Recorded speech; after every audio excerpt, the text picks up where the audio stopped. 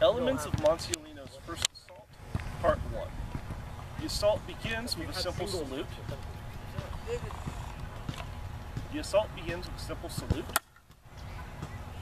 In the salute, you are touching your buckler with the false edge of your sword and bringing it into alta. Both the touch and the raising alta should be done in the same tempo as the step.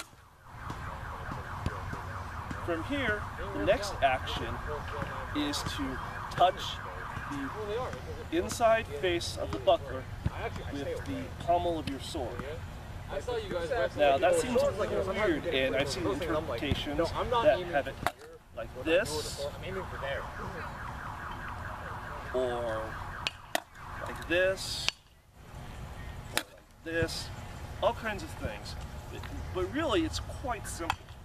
As it comes down, it's going to touch the back edge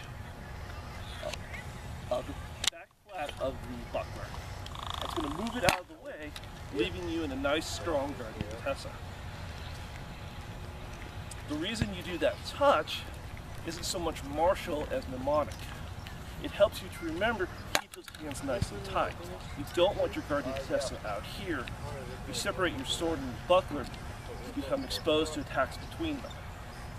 So what Manciolino is trying to tell us is keep those hands together when you're in the head guard.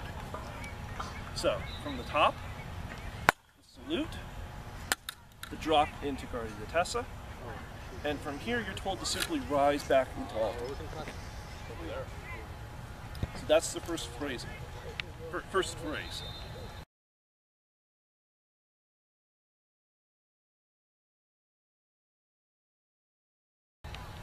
The second phrase begins with a montante, and then a cut into sopra il braccio, the overarm, and then transition to Guardia di Testa.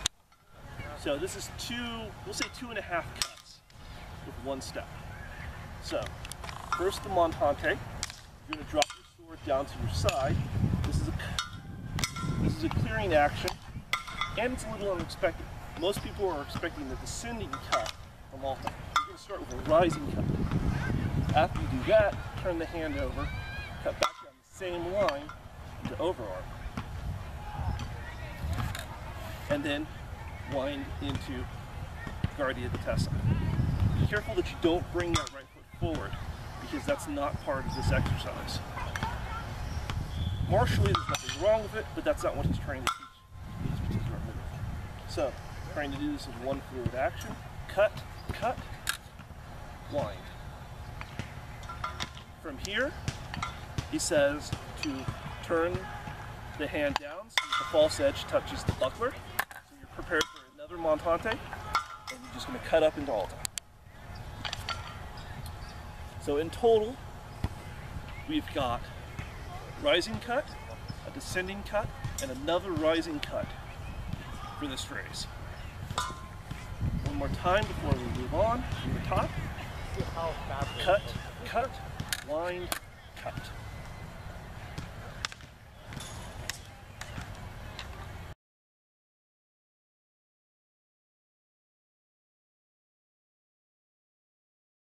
And now, the embellishment. The embellishment is not just showy, it also brings you out of measure and invites your opponent to come attack you to his disadvantage. So first, getting out of measure. You don't want to just step back. You always want to accompany your steps with cuts. So here, you got a fondente to the edge of your buckler as you go back. Then, you circle around into Walpurgis forward. If you were going to use starting over. So, with the embellishment, you cut the rim of your buckler and then circle back into this tight posture. This is known as Walpurgis forward in I-33. This is basically an invitation. You don't want to hang out here for any length of time. As soon as you do it, and your opponent starts moving towards you, you shoot back out with Guardia di Testa. From here, you've got a lot of options. It's a very strong attacking guard and a very strong defensive guard. But, because it's so strong, your opponent may back up and cease to follow you. In which case, you go approach, taking another step. You don't want to just step forward. Again, you want to take cuts with each step. So we're instructed to throw a falso to the dome of the buckler. Now, this is a clearing action. If his sword's in the way, this is going to move it out of the way so that we can then do our next action. Coffee! Oh, shoot. Yeah, we'll reset that. Right shoe? Okay. Hugo said right shoe already. Damn it! Dang it! We've got the edge of our buckler. We've invited our opponent to approach us. We've made them change their mind. We follow them with a falso. From here, we're told to cut a montante while drawing back the right foot. And this returns us to a narrow alta, a nice, polite, upright stance.